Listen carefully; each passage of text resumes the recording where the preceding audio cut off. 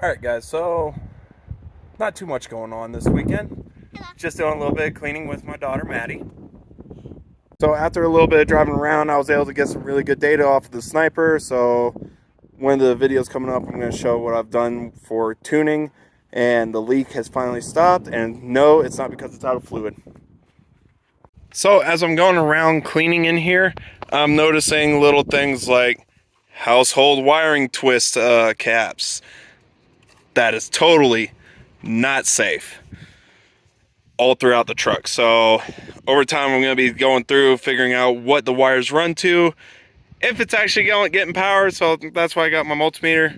But you know, this is one of the things I found underneath the dash, just hanging there, not even hooked up to anything, just right there at the brake pedal underneath the dash. Like, dude, that is not safe. So this came out, and I got a feeling there's going to be a lot more wiring that's coming out of this thing because it's just so badly done.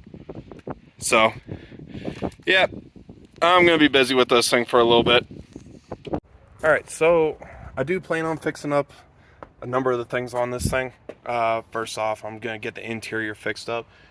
And I just saw lightning. That's great. Cool. So I'm going to fix up the interior, fix the stereo system because it's just done up badly.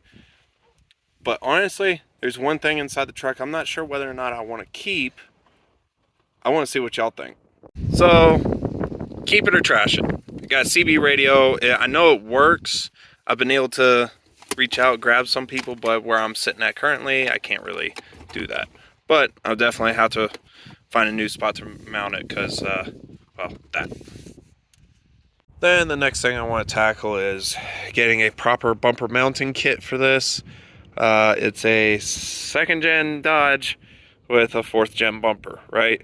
So it's got brackets in there, but they are not the best because I can just grab it and someone put a paint can to make it stay in place. So we're going to be changing that out, getting rid of this light bar, getting a different one in there, and then I'm thinking about getting 2 square pods in here so I can actually see going down the road. So we're going to go ahead, just plan this stuff out. Next week, bumper's coming off, light bar's coming out, all that fun stuff. So be sure to like, share, comment, subscribe. This is just a little video ideas for getting the truck all fixed up because, I mean, I need a proper tow rig. Until then, I'll catch you on the flip side.